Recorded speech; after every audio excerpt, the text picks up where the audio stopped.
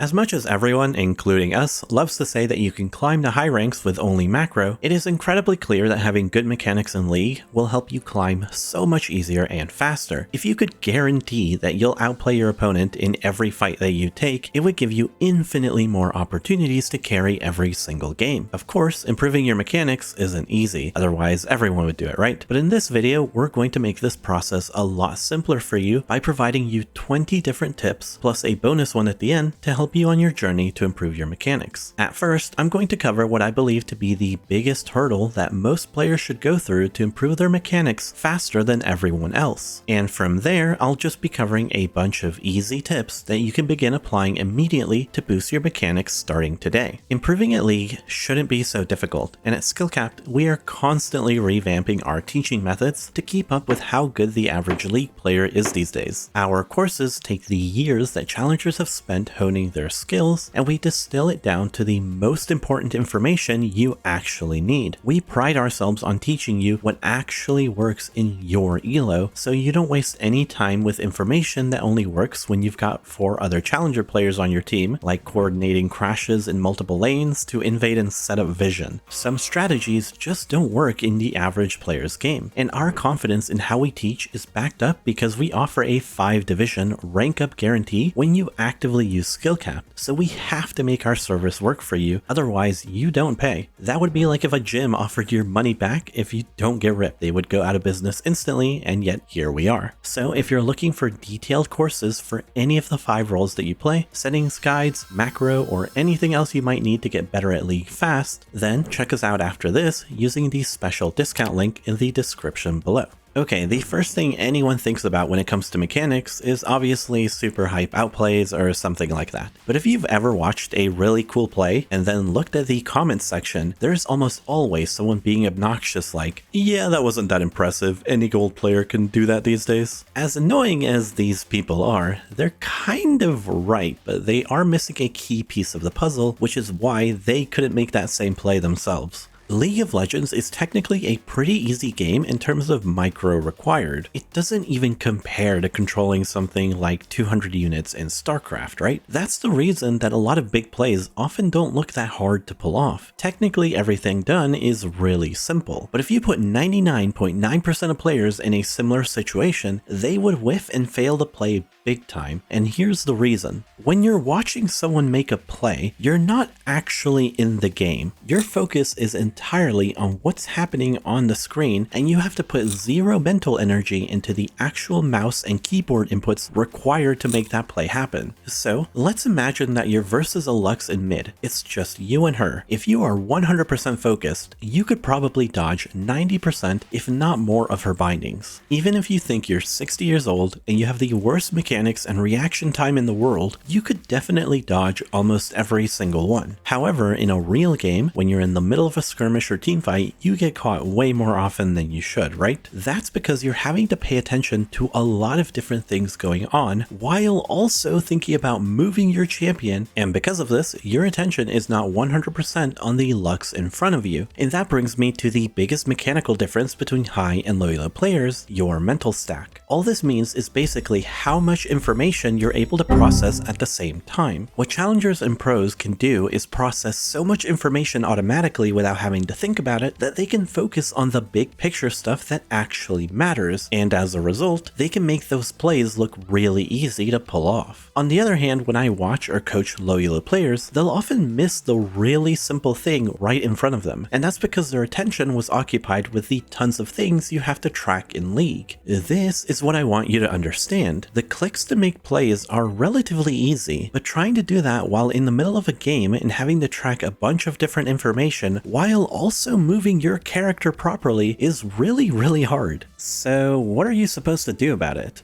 Instead of grinding away 10,000 hours like every pro did to get good at League, you should instead dedicate practice to the most important things you should be automating. The number one concept you can work on is playing your champions enough to where you don't have to think about their combos or moving them. For example, let's say you main Darius. You shouldn't have to think about your auto W cancel every time you're auto attacking someone. Or if you pull someone, you shouldn't have to consciously think about clicking away to land the outer part part of your queue. All of that should be done automatically. Or Syndra, for example, you shouldn't have to think, oh, I have this orb on the ground. If I walk here, it will angle it so that I can stun my opponent and catch them off guard. That should just happen automatically in your head. The way to practice this is to forget everything else. Just go fight with your champion. Dedicated practice to building muscle memory will speed this up, so just go brawl like crazy. If you try to learn this while also trying to work on your macro, tracking the enemy jungler, managing waves, etc., it's just going to slow this process down. I urge you to just go fight and lose as many games as you need to until you become in tune with your champion. While doing this, the second thing I'd focus on if I was you is tracking cooldowns subconsciously. What I mean by this is that if you're ever in a fight and you have to think about looking down at your bar to see what spells you have up, then you're probably not playing fights as well as you could be. I know that I personally have this issue when I play games other than League. My attention always feels a bit split. I try to focus on what's going on in front of me, but I often have to look away to see what spells I've got up, which causes me to miss information and play worse. I don't appreciate this skill enough when I'm actually playing League. I honestly could not tell you how I know how my spells are up. I just kind of know, and it makes it so much easier to play fights out because I never have to look down. What's nice though is that if you have this issue yourself, you can work on it alongside automating playing your champion. It's kind of the same thing as before. You should just focus on fighting and work on not thinking about your combos or cooldowns at all. One thing you could do to make things easier is to start off with a really big HUD and slowly trim it down as you get better and better at tracking your cooldowns automatically. After that, I would work on automating my last hitting, since this will make your trading in lane much easier. After that, I would work on map awareness. If you have to think about looking at the map, you're already too late. I haven't thought about looking at the minimap in years. I just kind of do it, so I see where things are way before they actually happen. Basically, the best thing you can do for your mechanics is focusing on dedicated practice to automating as many things as possible in this game. Once your attention is less split in fights and you're only focusing on what actually matters, you will naturally have better reaction time and awareness. Now, a big reason I brought up mental stacks so early is because it doesn't just apply to you. It's easy to forget, but you are versus real people in this game, which means they also have the same problem where they can't handle too much information at once. The tip that has improved my mechanics the most in every video game I've ever played is simply to put myself in my opponent's shoes and think about how my actions make them feel. This opens up a world of opportunities for outplays and mind games. For example, here's a Diamond Elo game to show you this works on everyone. I'm not about to trick a bronze player for a cool clip. The enemy blue team is losing, but watch. My Draven shows in bot lane while my Kha'Zix base is in vision. Notice the pings on the map. The entire blue team realizes they need to go now while they have a 5v3 advantage. That's actually a really good decision by all of them. There's a reason they're diamond players. But watch as they fall apart in a few seconds. My Ornn decides to go back in and fight for who knows what reason. Okay, all the blue team has to do now is focus Ornn down for overextending like that. That's it. It's kind of obvious looking at it in the replay like this, right? As the Leona, there's nothing I can really do about that. So what I decide to do is to give them more information to think about, which increases the likelihood that they misplay. A Leona on your flank is typically really dangerous, right? So I just stand there and look at them menacingly. Watch what some of the blue players do. The Vex refuses to cast a single one of her spells. She's trying to save her passive to peel herself. Likewise, the enemy Pantheon is panicking out of his mind. Is he trying to zone me? Does he think his team has Ornn? He has no idea what to do here. They are overthinking the fight so much just because I gave them something more to think about. Eventually, they waited so long that my Kha'Zix finally rejoins us, and that's when I can go in and we wipe them easily. That's obviously a unique type of play in a very niche situation. I don't expect you to do this. My main point here is that you're going to see more creative ways to approach fights the more that you put yourself into your opponent's shoes and look at fights through their perspective. And remember, that will always be possible because of this key detail. Everyone is just as dumb and clueless, if not more so, than you are. So stop putting them on a pedestal like they're going to play well. Most people have no idea what's going on. So I'm going to give you a really common way you can abuse a player's poor mental stack. A fighting mechanic I don't see enough low elo players use is abusing the threat of your spell to get extra value in fights. Think about how you feel when there's a Morgana on the enemy team. If she has her binding up, you are sweating. You are super focused on her, waiting to juke, because if you get hit by that binding, you are gone for life. So you end up playing the fight kind of awkwardly with that binding always in the back of your mind. But when she throws it, you immediately relax, right? Okay, you don't have anything more to worry about. You can focus on the fight now. By not throwing a threatening spell immediately, your opponent will keep thinking about it. And the more that they think about it, the more likely they are to outthink themselves playing around it and look silly. Here's a good example. As Ezreal, I notice the Syndra whiff her stun, so I blink on top of her and start auto-attacking. Q is my most important spell, and at this range from her tower, I will only be able to cast one of them before she gets away. Notice that by holding my Q, the enemy Syndra is overthinking the fight. She is juking trying to avoid my Q so much that she's just tanking my auto attacks. The best part is, if you're in a position where you're winning even by holding a spell, your opponent at some point realizes that they're losing. This is an Emerald Diamond player, so I know the Syndra is smart enough to realize that she just needs to run after trolling so hard. This means that she will run in a straight line to safety, and that's when I throw my Q, because it's basically guaranteed to land since she can't keep juking anymore. Try to look for more situations where you don't have to immediately throw your skill shot. You will notice how quickly people panic, especially when you're playing something with a really threatening ability like Blitzcrank, Thresh, Ahri, and so on. Alright, let's move on and talk about your movement, because this is definitely where a lot of players struggle. First, you need to build the discipline of clicking closer to your own character whenever you're moving anywhere. This is especially important for dodging skill shots. A lot of Loyolo players have this bad habit where their mouse is too far away from their own champion. So when you see a skill shot thrown, it makes it so that you have to move your mouse extremely far away just to juke. It's super inefficient and can often be the reason you're getting hit by spells. Whereas the closer your mouse is to your champion, the faster you can readjust, allowing you to dodge more consistently. This is especially bad because from my experience, non-FPS players often don't check whether they have mouse acceleration on or not, or sometimes even know what it is. If you've never heard of it, it basically speeds up your cursor based on how fast you move your mouse. So if you're barely moving your mouse, your cursor isn't going to move much, but if you do a big flick, your cursor will speed up significantly. I'm sure you can see how this is much worse if you click far away from your champion. For example, let's say I see a threat in front of me and I click this way to run away. If I'm doing far away clicks and I have mouse acceleration, then if I try to readjust and throw a skill shot as I run away, I might overshoot my cursor and completely whiff. On the other hand, if I turn it off and I click closer to my character, it's far less likely I mess this up, and this will make you way more consistent in your clicks. If you want to turn this setting off, just Google how on your specific operating system, but since most people use Windows, you just go to mouse settings, additional settings, pointer options, and you click this off. Of course, if you want a full overview of the best settings to use for League, then be sure to check out our comprehensive settings course on the site. On top of clicking closer to your character, you also want to be clicking way more often in general. A really common pattern I notice in lower elos is that the average player's movement tends to be way easier to read and be very predictable. This is usually due to you not clicking as often as you should. The more time there is between each of your clicks, the longer your character is moving in the same direction. This gives your enemy time to get a read on your intentions, but it also makes it really obvious when you input a new command. Oh, now they're moving towards me. Oh, now they're disengaging. That being said, I think only newer or lower elo players move this slowly, to be fair. Typically, this is the cadence at which players move in the middle elo brackets, which is still pretty easy to read. The solution is simple. You really want to be clicking more around your character as you're spacing around someone. By clicking and changing directions so quickly, it makes it really hard to get a good read on what you're trying to do. Are you going to move up, back, left, right? It's hard to tell what your true intentions are. This combination of clicking closer to your champion, which allows very precise movement commands, and unpredictable movement by just clicking more often, will make it much harder to land spells on you. It's going to be way too hard to get a read on your movement, which is going to frustrate enemy players into throwing their spells randomly. And this brings me to another key skill that I don't ever see brought up in regards to movement, which I'm just going to call mixing clicks.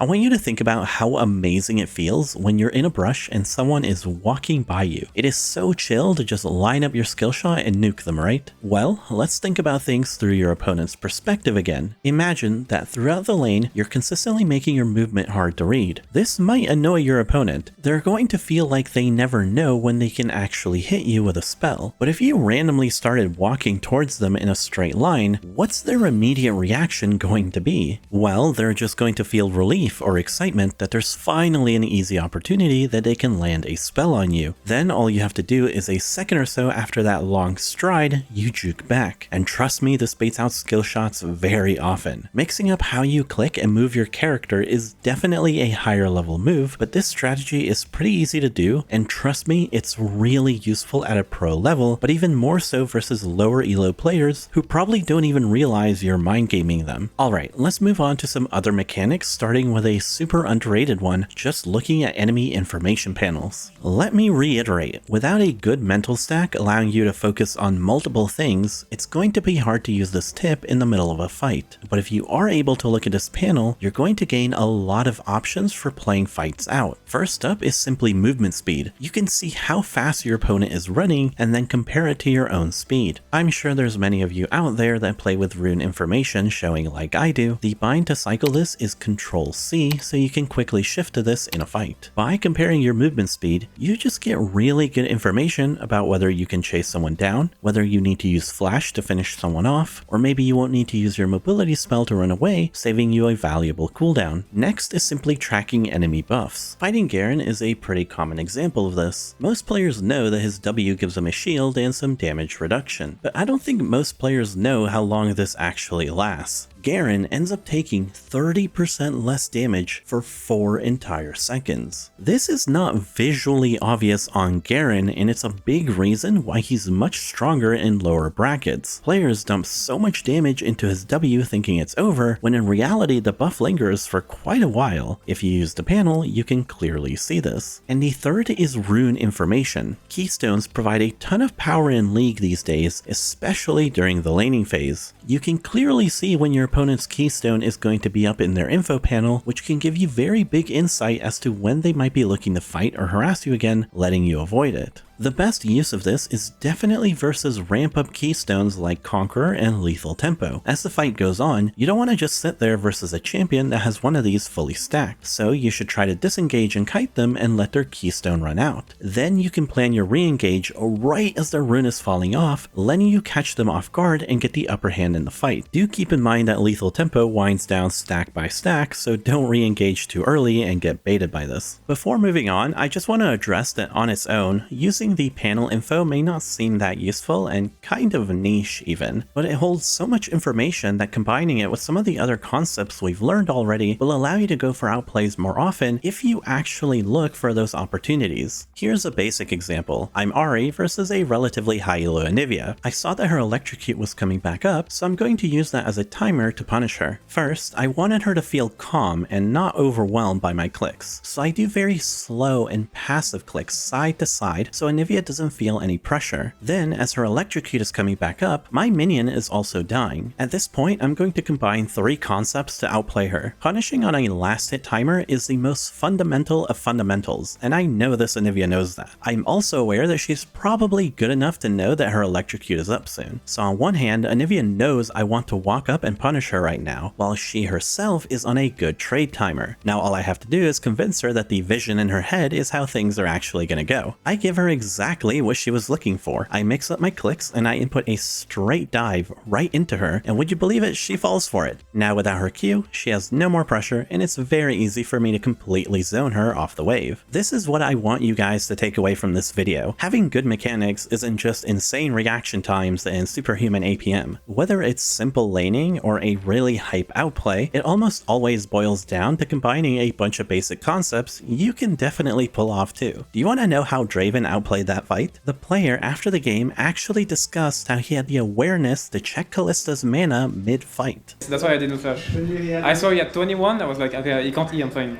you can see the moment this happens in his replay. It's a bit hard because of the sponsor there, but you can clearly see he switches champion panels to check whether Kalista had mana to press E. Because she was 9 mana off of her rend, he knew he could bait even harder, and that is why your mental stack is the most important thing you can ever work on. The more information that you can process at the same time, the more chances you're going to see for how to outplay others. In any case, let's move on from enemy champion panels and talk specifically about some in-lane trading concepts. And again, you can find this and much more in our dedicated trading courses. Whenever you're harassing someone under tower, I doubt any of you think about the exact second you should do so. It's really obvious when you think about it, but towers have an attack speed just like champions do. This is why sometimes you instantly get shot and take damage even when you thought you could sneak some harass in. To maximize how much time you have, you want to land damage right before the tower is going to shoot your minion. You can see that I can even stay in the tower's range for a brief moment before I have to walk out, and this could give you time to land a 1-second combo or something. I would definitely practice this timing a bit before trying it in a real game though. Another mechanic when you have the advantage over someone is an auto attack trick at level 1. As you may have noticed by now, the initial melee minions on the first wave will all die at around the same time. Riot has coded the wave this way so you don't get screwed over when you're leashing for your jungler. This is also beneficial for melee champions who have a weak level 1. It allows them to secure 3 melees with 1 spell at the start of the lane, allowing them to stay healthy in ranged matchups. A really powerful lane start mechanic is to wait for the wave to settle at level 1, then auto attack a ranged minion and immediately walk backwards. What this does is reset all of the enemy minions' aggro, which will typically force them to focus 1 melee minion. Normally, Kassadin can start E in this lane at level 1 to secure the first 3 melees, but by doing this, it allows me to zone him much easier, letting me get an even better start to the lane phase. The way minions re-aggro can sometimes be a bit random, but this almost always favors you. This might be my favorite example of a lane start using this mechanic ever. I auto attack the ranged minion at level 1, then back off, and now most of the enemy minions began focusing my caster creeps. This made the start of the lane for Yone really awful as he's getting denied in the weirdest way possible, but then again he does deserve it for picking Yone. Now while you will be in good matchups pretty often, you're also going to be stuck in some awful ones just as much, so here's a tip for surviving those. Auto attack range is a big indicator for how well you can harass or survive a lane phase. For example, everyone knows how absurdly long Aurelia's auto attack range is for a melee champion at 200 range. Then you should compare that to someone like Cassante who sits at 150. Just 50 auto attack range can mean a world of difference in how you play out laning phases. So you should be aware that every single auto enhancing ability in the game gives you an extra 50 range for that auto attack. This means everything from Nasus Q, Jax's W, Fizz's W, Camille Q, and so on. Every single one. Whenever you're in a bad matchup, you should be using that extra range to try and sneak CS whenever possible. If your opponent isn't accounting for this extra range, it might just let you barely dodge their harass, allowing you to secure farm safely. Now, if you want to become a vision expert, we do have a dedicated course to make sure you always have map control in your games. First, people realized a long time ago that you can figure out who placed a ward down by clicking on it and checking here. While that is a good tip if you didn't already know it, I typically found it to not be super useful. Like 95% of the time, if you see a ward go down, you probably had vision of the person placing it, so this often isn't super relevant. But a tip I found out recently that I use all the time is that you can do the same thing when someone hits a vision plant. If you get spotted by a plant, you can hover the debuff and see who procced it. This is especially useful on the Chem Dragon map where the vision plants scan extremely far away, so you can figure out exactly where a specific opponent is. And have you ever noticed that whenever someone clears your vision, you sometimes have a few seconds where you can see the surrounding area afterwards? There's an important detail here that many players don't know about. If someone clears a regular stealth ward, there will be residual vision left in the area for a few seconds. You can use that info to actually mind game your opponents. If you clear a stealth ward, pretend you're walking away, and then they'll gain false confidence that you've given up on the play. Then you loop back around around after a few seconds to catch them off guard. But keep in mind that control wards are a bit different. They don't leave any vision behind, so this mind game would be pointless when clearing one of those. And as I say that, I just realized I don't actually know what happens when you clear a blue trinket ward. Let's just leave that to the editor. I'm sure he's going to put something here, and I'm actually pretty excited to see what the answer is. Now let's move on and break down some farming mechanics that will immediately boost your CS every game. Last hitting is a skill you never stop practicing, but a lot about getting every CS is just using very simple tips to secure each one. You might think that some of the tips I share are way too basic to be useful, but trust me when I say that every single top tier player uses all of them consistently. The skill isn't about learning them. They're all really easy to apply, and you'll immediately boost your CS just watching this video. The actual skill is in knowing when to use them and even how to combine them to secure more and more CS each game. The first one builds off of one of our previous tips. All you have to do is click on the minion and look at its HP. You should be paying attention to exactly how much damage your spells and auto attacks are doing to minions. Then, instead of eyeballing your CS and randomly missing, you can simply look at its remaining HP. If it's lower than the damage you deal, you're guaranteed to get the last hit. I use this every single time I have to last hit a cannon minion. It's far less likely you miss one this way. Next up is the order in which you kill the wave. Remember that enemy melee minions are in the front tanking your own minions. So if you prioritize killing the caster minions first, there's no possibility of you missing any of them since you're the only source of damage hitting them. You're guaranteed to get 3 CS every single wave if you do so. Next up is a tip for ranged champions. Your spells and auto attacks not only have a wind up animation, but you also have to throw a projectile towards the minion to CS it, which can often be the difference between you getting the CS or not. In situations where you can, you should try to place yourself on top of the minion, completely removing that variable, making your CSing more consistent. Obviously you can't do this all the time. If someone's in lane with you, they will punish you for doing so. But the main time you do this is generally when you're alone in lane or whenever you're building a slow push. When your wave is much bigger than the enemy wave, you guys know how it feels way more likely that you miss CS, right? Well, if you stand close to them, you're not only zoning the enemy from last hitting, but you're also making it easier on yourself to hit all your own CS. Next up is last hitting under your tower. Most players probably have a good intuitive idea that the tower targets whatever minion is closest to it. But what is the closest part of the tower? Well, the targeting is based on an area right about here. So basically, if you're trying to damage minions to prepare them to last hit when the tower damages them, just try to eyeball which minions are closest to that spot, which will let you prepare the ones that are going to be hit next way more consistently. And finally, here's a tip that I see no one ever really share, but that is extremely relevant on quite a few champions. It's not something you often think about, but minions do get tankier by gaining health as the game goes on. This is a problem for certain champions like Lux, LeBlanc, or Twisted Fate, where they only have one real wave clear ability. And this will mostly happen in games where you're not doing very well and you're behind the power curve. Throughout the match, make sure you click on the caster minions panel and compare their max HP to the damage your main spell is doing. If the minion is barely dying to your ability, this is a big sign that you should be recalling very soon. That's because in a wave or two, the caster minions will get healthier, and now when you press your spell, this will happen, and you're way more likely to whiff last hits on that wave as you panic and try to hit every single one. So if you see that your damage is barely enough to kill the minions at the moment, make sure you base ASAP and buy either ability power or AD so you can keep one-shotting the casters. And I want to wrap up this video with one final bonus tip for your actual fighting mechanics. If you really want to have better mechanics overall in this game, you need to build confidence in your skills. I know a lot of players who think, oh, I'm more of a macro player, I'm actually on the older side, I care more about strategy, and so on. This is a self-fulfilling type of thing where if you believe you can't outplay others, then you don't even try to practice it. And if you approach every single fight with the mentality that you're worse mechanically than someone else, you're never going to go for the riskier outplays that need you to be confident. Almost every single mechanically gifted player I have ever spoken to or seen has extreme arrogance and confidence in their skills. Now this could be that they're confident because they have good mechanics mechanics, but I think it's the other way around, where they develop their mechanics due to the belief that they're going to outplay everyone, so they're always just limit testing. This is easier said than done though. You don't just become confident in your skill overnight, you have to genuinely believe it, which is the hard part. It's just a final thought and something I'd urge you to work on. In any case, check out SkillCap for the best courses online for improving at League. If you're interested, use the discount link below to sign up. Anyway, see you next time.